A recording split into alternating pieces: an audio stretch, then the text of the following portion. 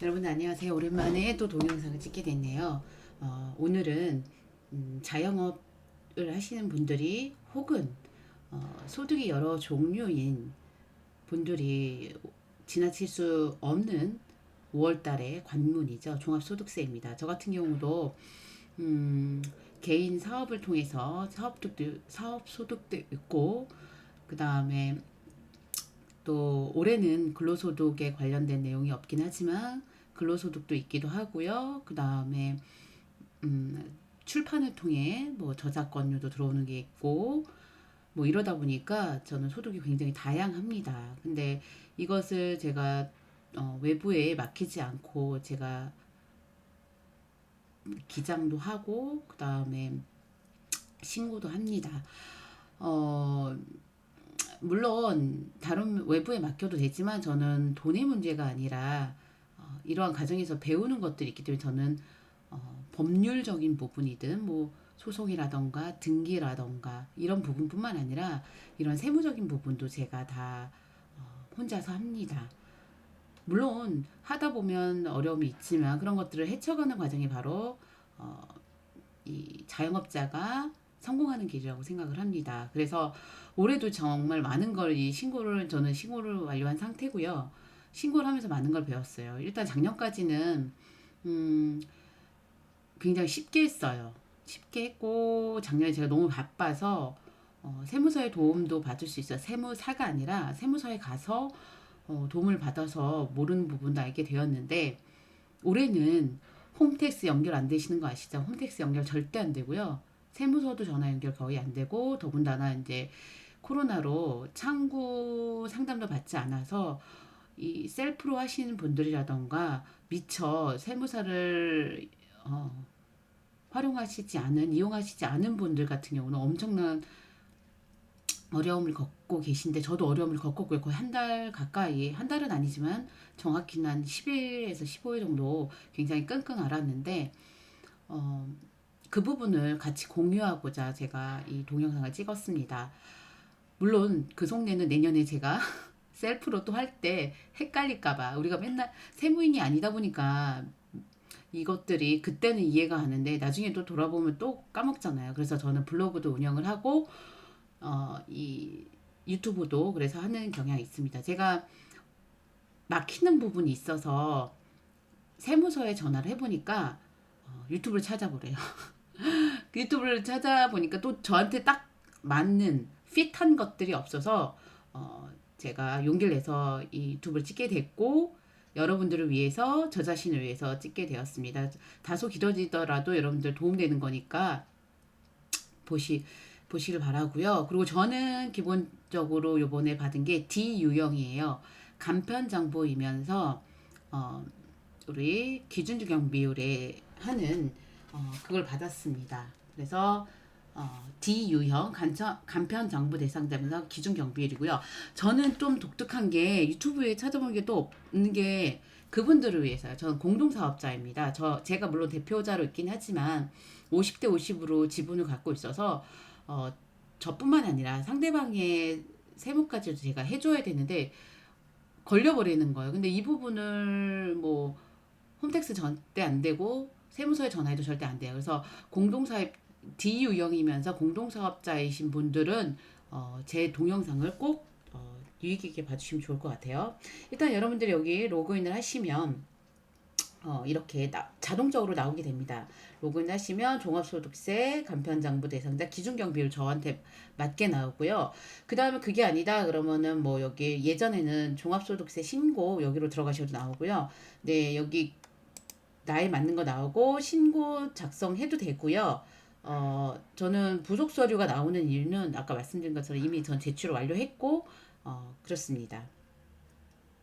그런데 여기 보면 이제 뭐 과거 신고 내역 보기 보시면 제가 그동안 했던 것들이 이제 나올 수 있는데 그거는 여러분들이 참고를 하시면 되고, 예, 이렇게 나옵니다. 예, 나오는데 이렇게 나오고요. 그건 여러분들이 보시면 되고, 이게 이제 아까 종합소득세 가시면 여기 신고도움 서비스를 가보시면 여기에 이제 여러분과 관련된 자료들이 나올 거예요. 이렇게 그래서 신고 유의할 사항 그 다음에 참고 자료 뭐 이런 것들이 나오는데요. 저는 이제 여기 보시면 여기 이제 이 자료들이 결국 여러분들이 공문 우편으로나 아니면 이메일로 받으셨을 텐데 거기 나와 있는 자료고요. 여기 이제 전자세액공제 같은 것들이 기타 소득으로 혹은 여기 소득으로 잡혀 있습니다. 여기는 잡혀 있지 않은데 그 코로나로 인해서 그 우리 장려금 받은 거 있잖아요. 그러면 그것도 신고를 해주셔야 돼요. 그래서 저 같은 경우는 작년에 몇백만 원 받은 게 있어서 그걸 기타 소득으로 있다가 하게 됩니다. 그러면 우리 이제 기본 이게 뭐 이런 것들이 있습니다. 기준 경비를 따라 하면 되고요. 그 다음에 이제 아까 우리 다시 신고로 종합소득세로 가볼게요.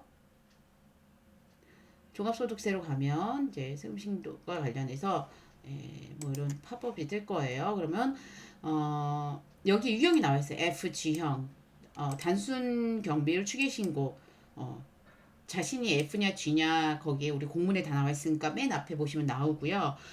네, 일반 같은 경우에는 뭐 기준 경비율, 간편장부, 복식부기 이런 것들이 속하여져 있는 경우. 그래서 신고서 우리 공문 받은 사람 중에 FG, QR 이 아닌 경우 나머지가 여기에 해당되는 거죠. 그러니까 위에 있던 FG랑 QR 여기 이제 뭐 저같이 D형인 경우에는 여기에 해당됩니다. 예, 그다음 뭐 이런 분리과세 이런 경우. 그리고 저는 원룸을 운영하다 보니까 임대소득도 있고요. 그다음에 또 서울에서는 사무실도 운영하기 때문에 굉장히 복잡한 유형이 섞여 있어요. 그래서 여기 이제 저는 어쨌든 D 유형이기 때문에 여기로 들어가 보겠습니다. 그러면 이제 뭐 이렇게 나오겠죠. 예, 이미 다시 작성하시겠습니까? 그러면 이제 저는 이미 되어 있어요. 근데 여기 보시면 여기 소규모 사업 감면 요것도 포함해서 신고하셔야 됩니다. 예, 요것도 포함해서 이제 신고해야 된다고 표현을 하고 있고요. 여기 보시면 이것들은 이제 여기 조회하시면 이런 게 다 나타납니다. 여기 보시면 여기는 뭐 간편 장부 대상자인지 복식부기 의무자인지 대부분은 이 D 유형 같은 경우는 간편 장부죠. 복식부기는 이 유형이 아닌데요. 뭐 그 자기 것에 해당되는 걸 넣어주시면 되고 그 다음에 오시면 여기 이제 내가 해당되는 소득을 여기서 선택하시면 돼요. 저 같은 경우는 원룸도 운영하고 서울에서 사무실도 운영을 하기 때문에 부동산 임대업도 있고요. 임대업 외에 제가 또 사업소득이 있습니다. 아까 말씀드린 대로 개인 뭐 쇼핑몰도 운영을 하고요. 그 다음에 저작권료도 들어오는 게 있고 그 다음에 또 강의료도 들어오는 게 있고 이러기 때문에 여기 들어가고요. 작년까지는 제가 또 근로소득도 들어오는 게 있었어요. 그럼 근로소득도 해주고 그 다음에 이제 아까 분리과세라는 거는 제가 이제 임대소득을 받는데 2천만 원 이하인 경우 이걸 선택해서 할 수가 있는데 저 같은 경우는 일부러 분리과세를 안 했어요. 왜냐면 제가 들어오는 소득보다 수입 금액보다 결손이 더 크기 때문에 나가는 비용이 더 많기 때문에 그 부분을 제가 받고자 분리과세로 하면 딱 그 내가 인정받을 수 있는 경비율이 딱 정해져 있어요. 그래서 그것만 받으면 제가 소득 금액이 커지기 때문에 저 같은 경우는 이 지출이 더 커서 비용이 크다 보니까 소득 금액보다 그러니까 임대소득과 관련해서 임대소득보다 비용이 크다 보니까 저는 분리과세를 안 하고 일부러 종합소득을 해서 다 같이 임대소득에서 나온 마이너스를 다른 소득에서 나온 플러스로 이렇게 하려고 저는 이거를 분리과세를 일부러 안 했습니다. 원래 할 수는 있지만 그다음 뭐 다른 것들이 있으신 분들은 요거를 다 선택을 해주시면 되고 근데 이걸 힘들다 그럼 나의 소득 찾기 가면 이렇게 다 나와요. 이렇게 예. 그래서 2천만 원 초과자인 경우 이렇게 나옵니다. 그래서 총 수익 금액이 2천만 원 이하인 경우 이걸로도 가능하지만 이상이면은 무조건 종합소득이고요. 이하인 경우 선택을 할 수 있지만 저는 일부러 선택을 분리가 잘 안 하고 종합소득을 했어요. 왜냐하면 경비 인정을 받기 위해서 네 여기 나와있죠. 주택 임대소득이 2천만 원이 초과할 경우 종합과세 무조건 해야 되지만 그 이하일 경우 선택할 수 있다. 근데 저는 종합과세를 일부러 선택을 했습니다. 그래서 이런 것들 다 나옵니다. 이렇게 하고요. 그 다음에 이제 이걸 하면 여기 이제 내 것이 뜰 건데요. 그러면 예를 들어서 뭐 업체다. 그리고 여기 선택 내용 수정을 해주시면 돼요. 그러면 여기 사업자 번호 넣으시고 조회하시고 하면은 네, 여기서 내가 이제 간편장부 대상자로 하겠다.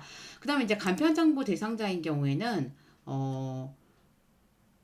기준경비율로 왔을까? 저도 기준경비율로 왔는데요. 기준경비율로 안 하고 저는 간편장부를 했어요. 왜냐면 기준경비율로 하면 말 그대로 나라에서 인정해주는 그 경비 비율까지만 거의 인정받고 더군다나 뭐 추가로 인정받을 수가 있어요. 임차료라던가 인건비 이런 것들은 받을 수 있지만 제가 그 외에 물품 되게 크게 산 것들은 받지 못해서 제가 간편장부라 해서 난 장부를 작성하고 있기 때문에 그 적격 장부가 있으니까 그만큼 비용을 인정해 달라는 거고 기준경비율은 장부 없이 없으니까 나라에서는 너 내가 장부 소명하라고 안 할 거니까 이만큼만 그 대신 내가 경비를 인정해 줄게 하는 거예요. 그래서 기준 경비로 하셔도 되고요. 간편 장부를 선택하셔도 되는데 전 간편 장부 했어요. 아까 말씀드린 것처럼 소득보다 비용이 나가는 게 제가 굉장히 많거든요. 그래서 그걸 인정을 받으려면 특히 뭐 이자 비용 같은 거 제가 많이 나가는데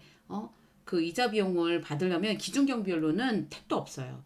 그걸로는 인정을 못 받기 때문에 판관비에 속해서 못 받기 때문에 간편 장부로 저는 선택을 했어요. 즉 뭐냐면 나는 장부를 작성하고 있어. 그러니까 국가가 언제든 원하면 난 그거에 대한 소명 자료를 제출할 수 있으니까 내가 말하는 그 비용을 인정을 해줘라고 간편장부를 하는 거예요. 그래서 나라에서도 간편장부 대상자에게는 그래 너가 장부를 작성을 했으니까 증빙과 함께 보관하라고 있어. 그 대신 내가 소명을 원할 때 그걸 같이 제출을 해줘. 그럼 내가 인정을 해줄게. 라고 약간의 기준경 비율보다는 수고를 하지만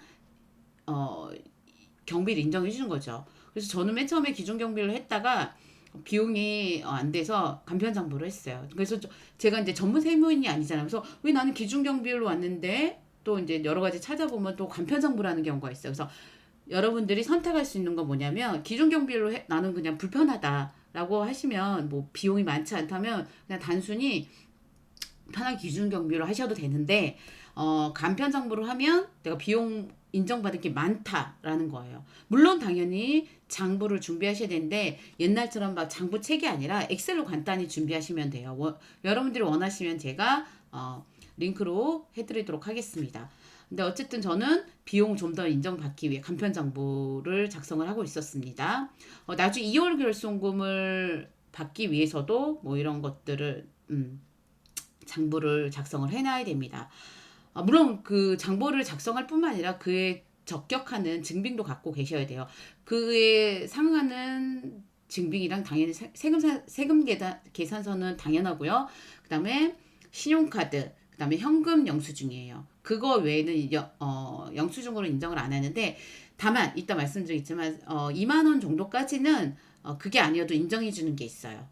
근데 그 이상의 경우에는 만약에 내가 비용 처리를 했는데 영수증이 없다 그러면은 가산세를 물으니까 그 부분은 생각을 하셔서 비용에 넣으시기 바랍니다. 저도 그래서 이 장부에 비용이 넣는 거는 금액도 크고 세금 계산서라든가 신용카드라든가 이런 것들을 끄는 경우만 저는 합니다, 보통. 예.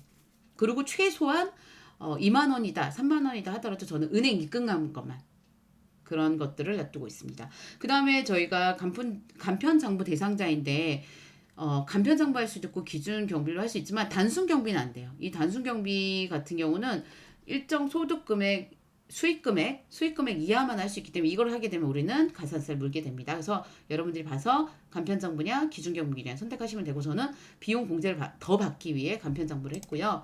그러면은 뭐 이런 것들이 나옵니다. 세무대리인이 있으신 분은 이건 해주시면 되고 뭐 하실 일이 없겠죠. 세무대리인이 있으면 그 사람이 해줄 거니까.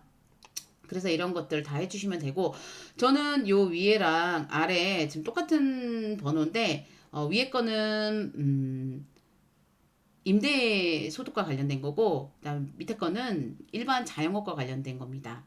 그 다음에 여기 이제 이거 같은 경우에는 이거는 지금 임대소득과 관련된 거고 같은 사업자 번호인데 이거는 임대소득 외에 사업소득과 관련된 거고요. 그다음에 이거는 원룸 운영하기 때문에 주택임대죠. 주택임대와 관련된 거고요. 그걸 다 선택해서 선택 내용을 다 수정을 해주셔야 돼요. 여기다가 이렇게 그리고 저 같은 경우는 여기 보시면 여기 공동사업자가 있어요. 그래서 공동사업자 이거를 조회를 하시면 공동사업자인 경우에는 공동사업자 번호를 넣으라고 하니까 그 부분 안 되시는 분은 댓글을 남겨주세요. 이거는 임대소득이고요. 이거는 뭐 상관없고요. 그다음 여기 두 개는 지금 여러분들 보시다시피 사업자 번호가 없어요. 이건 뭐냐면 제가 외부에서 강의를 하고 그 다음에 외부에서 이제 그 저작권료를 받은 거예요. 그래서 이거 같은 경우는 저는 보시면 간편장부가 아니라 기준경비를 했어요. 왜? 나는 장부를 작성할 일도 없고 이것과 관련된 비용을 공제받을 게 없기 때문에 그냥 편하게 기준경비로 하시면 됩니다. 그래서 이제 다음으로 가시면 이제 이 화면에 가장 이제 중요한 건데요. 여기 이제 소득금액 명세서라서 제가 소득으로 잡은 것들의 종류가 나와요. 첫 번째 기준경비로 왔죠. 기준경비로 한 건 뭐냐면 아까 제가 저작권료라든가 아니면 그다음에 외부에서 받았던 거 내가 경비를 인정받지 못하는 거 있잖아요. 내가 증빙할 수 없는 거 그걸 여기다 하는 거예요. 그래서 이게 나오면 선택 내용 입력 수정하면 여기 이제 나옵니다. 그래서 업종 코드 넣으면 이제 업종 코드를 넣으면 이렇게 뭐 이렇게 있겠죠. 940 100이다 라면 이렇게 간편장부 대상자고 일반율 이렇게 일반율은 뭐냐면 내가 뭐 외부 임차했다던가 혹은 외부에 나가서 한 거 자가율은 집에서 한 건데 이렇게 인정을 해주겠다. 얼마큼? 네, 58% 해주겠다라는 겁니다. 58% 해줄 거고 자가율은 42.2% 아니 15% 기준 경비율은 어차피 똑같네요. 근데 단순 경비율이라는 건 뭐냐면 내가 소득이 일정 금액 이하일 때 더 많이 해주는 거예요. 그게 이제 이만큼이나 경비 인정해 주는 거죠. 그래서 여러분들이 저는 어차피 이거는 무조건 기준 경비율이다 보니까 여기 선택의 여지가 없어요. 이렇게 해주면 이만큼 내가 비용 공제를 받는 거예요. 나머지는 그냥 다 이제 소득금액으로 처리가 되는 거고요. 이렇게 그래서 비용 공제가 되고 됩니다. 그 다음에 넘어가시면 뭐 저장 후 넘어가시고요. 그러면 아까 내가 이제 기준 경비율로 아까 했던 제가 저작권료라던가 아니면 외부 강의했던 게 그거에 해당되는 거예요. 두 번째 여기 번호를 표시해주면 진짜 좋을 것 같아요. 나 지금 보니까 보여요. 이게 뭐냐면 내가 사업의 종류예요. 이 기준 경비를 했던 아까 저작권료 이거고요. 그다음 간편 장부를 했던 거 뭐였죠? 아까 내가 장부 작성하겠다는 거. 제가 자영업 했던 거, 그죠? 온라인 쇼핑몰 했던 거, 그다음에 부동산 임대업으로 했던 거 이런 것들인데 이 외에도 만약에 제가 근로소득이 있다. 그럼 근로소득이 밑에 나타날 거예요. 그러니까 여기는 소득의 종류예요. 소득의 종류라고 보시면 돼요. 그래서 하나, 둘. 저는 지금 소득의 종류가 두 개였잖아요. 선택한 게 아까 간편장부랑 그다음에 기준경비율. 그래서 여기 보시면 부동산 임대업의 사업소득 그러면 여기에 이제 선택 내용 및 수정을 누르면 여기서 이제 내가 할 수 있는 게 있어요. 이 매출액은 여러분들이 넣으셔야 하는데 넣으시면 돼요. 근데 여기 금액을 이거에서 제가 그 상담을 받으려고 했어요. 왜냐면 1인 사업자인 경우는 상관이 없어요. 그런데 공동인 경우에는 어떻게 입력이 될지 모르는 거예요. 그래서 여기다가는 1인 사업자에 해당되는 걸 넣으셔야 돼요. 공동사업으로 다 번 거는 여기 공동사업자로 분배 명세서에 넣어야 돼요. 이것 때문에 해서 며칠을 고생했는데 아무도 안 알려주는 거야. 그렇다고 유튜브나 뭐 어디 찾아보다 아무도 모르는 거예요. 그래서 제가 알아냈는데, 예, 제 친구가 세무사가 있거든요. 예, 그래서 물어봤더니만 여기다가는 내 거를 넣고 1인 걸, 그러니까 내 해당되는 부분을 넣고 여기 총수익금액 및 비용 경비에는 요 뒤에 가서 공동사업자별 분배 명세서에 가서 총소득에 대한 걸 해라. 그 대신 그 총소득에서 나왔던 반 금액이랑 지분 비율이랑 여기랑 같아야 된다는 거예요. 그래서 저는 그 매출 여기다 넣고요. 그다음 기타는 뭘 넣냐면 작년에 제가 받았던 그 뭐죠?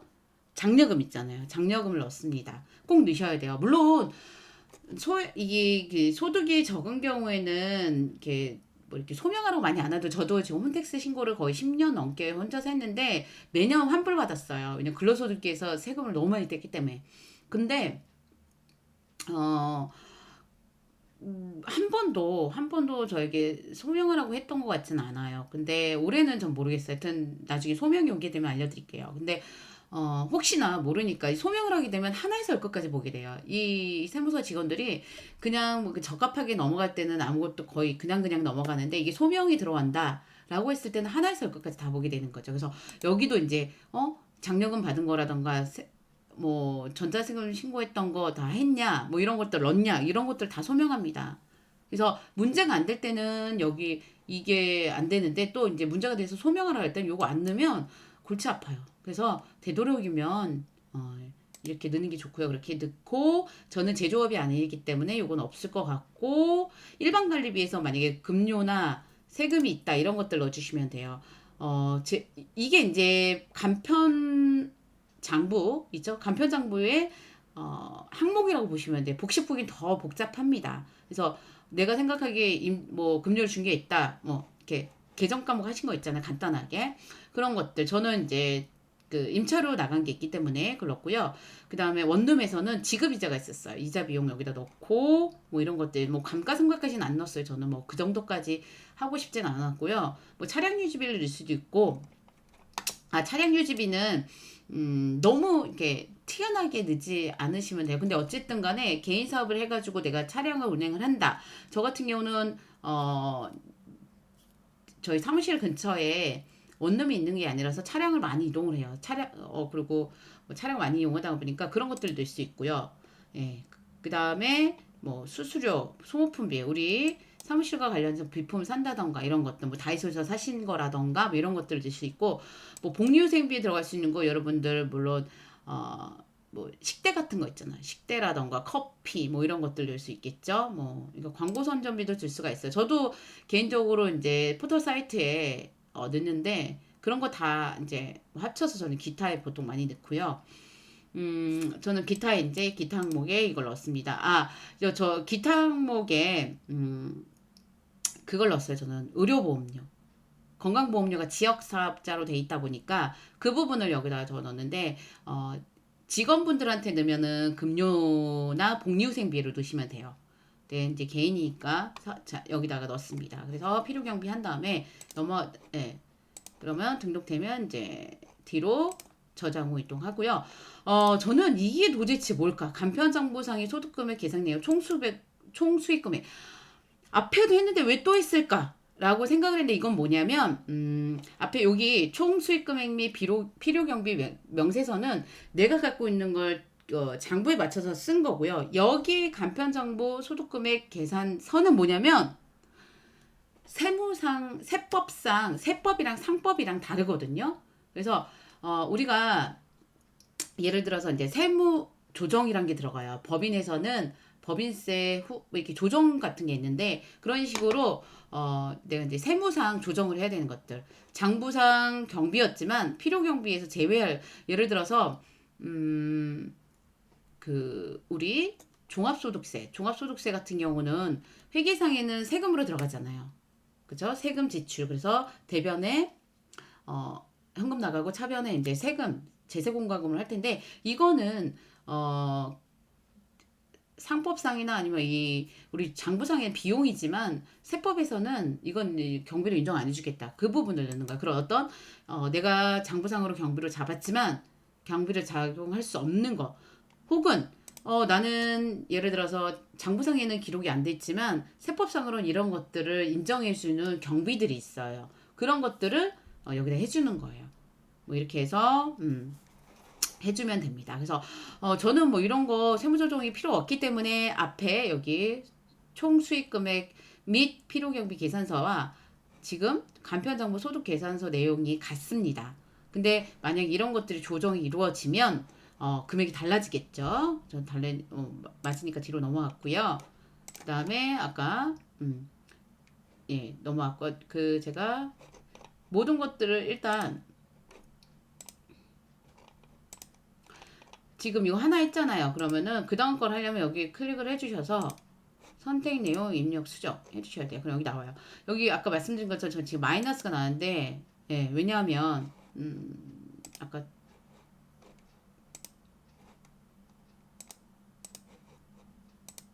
여기서 저는 지금 제세공과금 쪽에 좀 많이 들어갔고요. 그다음 특히나 이제 이자 비용, 은행에 대출이자 갚는 게 많아서 이 부분을 저는 공제받기 위해서 간편장부로 했어요. 분리과세를 안 하고 종합과세를 했습니다. 이렇게. 예, 그래서 다 저장 후 이동을 하면 다 넘어갑니다. 이렇게 넘어가고요. 다 넘어가고 이제 최종적으로 제가 앞에서 계산했던 것들이 여기에 정리가 되어서 나옵니다. 그래서 공동사업자이고요. 다 하면은 근데 여기서 이제 부동산 임대업을 하시는 분은 저같이 사무실을 운영한다던가 원룸을 임대하는 경우에는 여기다 이제 그걸 또다시 해줘야 돼요. 저는 여기 요 부분 있잖아요. 예, 요 128을 시작하는 요거 같은 경우는 주택 임대업도 있고, 뭐야. 부동산 임대업도 있고 일반 것도 있기 때문에 여기서 이제 그 부분에 해당되는 부분을 정리해 주셔야 돼요. 저는 부동산 임대업과 관련된 근데 주택 외에요. 그것과 관련된 내용을 써주고요. 그래서 위에랑 좀 다릅니다. 그다음 필요경비 해주고 소득금액 해주고요. 그래서 부동산의 임대업에서 발생하기 요만큼이다. 그다음에 주택임대소득은 저는 원룸을 갖고 있고 일단 저는 아파트 소유하고 있는 건 전세이기 때문에 일단은 신고가 안 들어간 상태라서 일단 하나 하고 여기에 사업자도 되어 있지 않고요. 그거는 그래서 사업자가 되어 있는 원룸을 이렇게 했습니다. 그 다음에 이제 내가 근로소득도 원천세를 떼잖아요. 근데 외부에서 내가 사업소득 아까 저작권료라던가 강의료를 받을 때 3.3%를 떼고 들어와요. 그래서 그거를 받는 건데 내가 따로 안 받았다 그러면 일부러 넣으셔도 되고요. 여기다 직접 뭐 이거 다 전자로 신고가 되니까 이렇게 하면 이렇게 나와요. 그걸 적용하기 누르시면 돼요. 이렇게 여기 선택하기에서 적용하기 누르시면 짜잔 나타납니다. 네, 이렇게 닫기 취소 이렇게 저는 어차피 되어 있기 때문에 그다음 넘어가시고요. 그 다음에 이제 제 동영상에서 특이한 거 여기 집중해 주세요. 여기 보면 공동사업자별 분배기 센서가 있어요. 저는 다른 동영상들이 다 1인 사업자를 기준으로 하더라고요. 그러니까 도대체 공동사업자는 어떻게 하라는 거야? 라고 했을 때 다른 것들은 앞에 1인 사업자랑 똑같은데 요 부분만 해주셔야 돼요. 그래서 당해년도 총 수익 금액을 여기다 넣어주시면 되고요. 저는 직전년도 총 수익 금액이 기억이 안 나는 거예요. 그래서 이건 일부러 뺐어요. 이게 나중에 소명하라면 뭐 찾아서 낼 건데 어쨌든 이런 것들을 데이터를 가지고 내시면 나중에 편하겠죠. 그래서 이만큼 넣고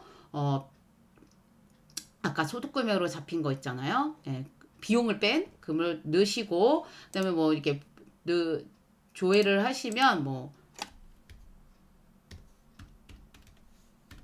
조회를 딱 하시면 여기에 50%딱 하면 이렇게 자동 계산되고요. 10%딱 그럼 자동 계산돼요. 그럼 등록하기 하면 나와요. 그러면서 저는 50대 50으로 했고요. 그럼 넘어가게 돼요. 여기까지 하시면 거의 다 끝났다고 보시면 돼요. 예, 그래서 이렇게 부동산 임대사업의 거, 그다음에 외의 것들이 나오게 됩니다. 그 다음에 이제 저장으로 넘어가시면 이제부터는 뭐냐면 당신이 이만큼 소득 금액이 있지만 내가 좀 더 세법상 좀 더 공제해 줄 것이 있으면 해줄게 라고 하는 거예요. 그래서 결손금은 없어요. 그리고 결손금을 하시려면 기본적으로 간편정보 이상 하셔야 돼요. 혹은 아니 복식북일 거예요. 제가 알기로 결손금을 받으시려면 아마 장부를 하셔야 되기 때문에 꼭 복식 보기를 하셔야 되고요. 비용 공제를 받으시려면 간편장부 이상 하셔야 되고요. 그래서 넘어가고 예. 그 다음에 이제 여기 보시면 여기 부분에서 이제 뭐 기본적으로는 저에 대해서 나오고요. 그 다음에 여기 이제 근로소득이 있으신 분은 연말정산 불러오면 되고 뭐 이렇게 하면 되는데 저는 그게 없기 때문에 그 다음에 뭐 다 등록하시면 되고 작년이랑 뭐 똑같다라면 전년도 걸 이렇게 가져오시면 돼요. 예, 이렇게 가져오시면 되고요. 근데 저는 이제 이거를 좀 여러분들한테 팁을 드리자면 그 상대방의 어떤 그 뭐 소득공제 이런 세금이 얼마 나오냐 이런 거 하기 위해서 제가 다 뭐 받을 수 있는 건 다 받고 그러니까 양쪽 공제 비용을 고려를 하세요. 왜냐면 이따가 세액공제에서 이런 자녀라던가 뭐 부녀자라던가 이런 것들이 굉장히 크거든요. 그래서 세금을 좀 많이 내는 쪽에 이렇게 많이 몰아주세요. 저 같은 경우는 제가 세금을 많이 내기 때문에 저한테 좀 몰아왔고요. 그래서 본인 150만 원, 부양가족이 있으면 이렇게 합니다. 예. 그다음 배우자가 연소득 얼마 이하이면 100만 원 이하이면 이것도 받을 수 있고 특히 이제 여자인 경우에는 남편 돈을 못 번다 그럼 부녀자 공제까지 받을 수 있으니까 예, 이렇게 하시면 되고요. 그다음에 뭐 70세 이상 있으면 이것도 해줍니다. 그래서 인적공제는 주민등록 등본상 많이 그러니까 받으시면 좋고요. 그다음에 이 시스템이 한쪽에서 누군가가 받아버리면 다른 쪽에서는 그걸 등록을 할 수가 없어요. 예, 그렇기 때문에 그것도 고려하시고요. 그 다음에 뭐 국민연금 보험료 얼마 냈는지 뭐 이런 것들 나오고요. 자동으로 뜹니다. 예, 저 국민연금 얼마 냈던 거 나오고요. 그 다음에 뭐 기타 연금 뭐 이런 거 다 눌러보시면 되고요. 예, 그 다음에 이런 거 다 넘어가시면 돼요. 예, 신용카드 이런 계산하기가 안 되는 것들을 눌러보시 신용카드는요. 근로소득이 있을 때만 공제가 됩니다. 그래서 저는 작년까지는 근로소득이 있어서 이 신용카드가 공제가 좀 됐는데 지금은 안 되더라고요. 네, 넘어가시고요. 그 다음에 이제 기부금 문제 관련해서 여러분 기부금은요 2월이 가능해요. 그래서 전 작년에 2월 냈던 부분이 있어서 기부금 조정 명세서에 들어가서 그 금액을 써줬어요. 기부 유형을 선택을 하고요. 기본적으로 정치적 기부금은 100% 해줘요. 근데 저같이 종교단체 이런 것들을 해준 경우에는 다 해주질 않더라고요. 그래서 저는 작년 거 2월 된 게 있어서 가져서 예를 들어서 공제 대상 금액 뭐 하나 둘 셋 이렇게 500이 저는 이게 밀린 게 있었어요. 그래서 작년에 안 됐고요. 그다음에 해당 연도 뭐 얼마인지 모른다. 그러면 지금은 300만 원으로 나오잖아요. 실제로 300만 원이 아니에요. 제가 예를 들어서 500만 원 해볼게요. 그러면은 얘가 계산이 되더라고요. 좀 이게 시스템이 이렇게 됐죠. 등록하기 하면 실제적으로 할 수 있는 거 이거밖에 안 된다는 거. 예. 그래서 요 금액만 112980만 여러분들이 여기 이제 선택 내용 수정을 하셔서 여기다가 요만큼 해주시면 얘가 자동 계산돼요. 요만큼은 내년에 2월 돼가지고 여러분들 내년에 또 가셔가지고 2019년 분이라고 하고 그다음에 공제 대상 금액을 넣어주시면 돼요. 아셨죠? 예, 그렇게 저는 했었고요. 그 다음에 뭐 이런 여기서 이제 우리 세액을 감면해 주는 거예요. 세액을 근데 우리 일반인들한테는 일반 자영업에는 없고요. 여기는 보통 제조업이나 이런 거 해당되고요. 그 다음에 이것도 대부분 다 요거 우리 전자신고하면 2만원 깎아주죠. 요거만 자동적으로 되고요. 그 다음에 이제 여기 보면 이제 세액 감면해 주는 거예요. 그래서 자녀세액. 여러분들 이 자녀세액 있잖아요. 이거는 자동이 안 되더라고요. 저도 앞에서 해가지고 되는 줄 알았는데 이 앞에서 자녀가 있으신 분은 반드시 여기 수동으로 입력을 해주셔야 돼요. 왜냐면 세금을 깎아주는 거야. 앞에서는 내 소득 금액을 줄여준다면 소득 금액이 100만 원이 났다 그러면 6%다 그럼 6만 원이잖아요. 예를 들어 1000만 원이다. 그러면 60만 원이고 1억이면 600만 원인데 그 중에서 단순히 이 소득공제는 이 소득을 줄여주는 거냐면 세액공제는 뭐냐면 세금 자체를 줄여주는 거예요. 그래서 이 만약에 소득공제였다 그러면 30만 원을 빼봤자 미미하잖아요. 근데 세금에서 빼주면 어마어마하게 크거든요. 그래서 반드시 이거 확인하세요. 있으신 분들. 그리고 요번에 출산했다 라고 하신 분은 요거 꼭 해주시고요. 그다음에 연금세액이 있다라고 하시면 근데 저는 이게 해당되지 않기 때문에 저 퇴직연금 있었나? 갑자기 생각났네. 하시고요. 그 다음에 이제 보험료 이런 것들 있잖아요. 이런 것들은 지금 저는 활성화가 안 돼요. 왜냐하면 작년까지는 됐는데 왜 안 되나 봤더니 저는 작년까지는 근로소득이 있었어요. 근로소득이 있으신 분들만 해주는 거예요. 우리는 해주지 않습니다. 그 다음에 표준세액공제는 이거는 누구나 세금 계산이 된 뭐 누구나 이 7만 원은 공제를 해주겠다라고는 하는 겁니다. 그 다음에 근로소득 공제도 이것도 마찬가지로 근로소득이 있으신 분만 가능합니다. 근데 저는 안 되고요. 뭐 이런 거 주택 상환 뭐 주택자금 이자 상환하신 분이 했는데 우리는 상관이 없고요. 그 다음에 뭐 준비금 없고요. 넘어가고요. 뭐 가산세 있으냐 모르실 때 가산세 없죠. 나중에 여러분들이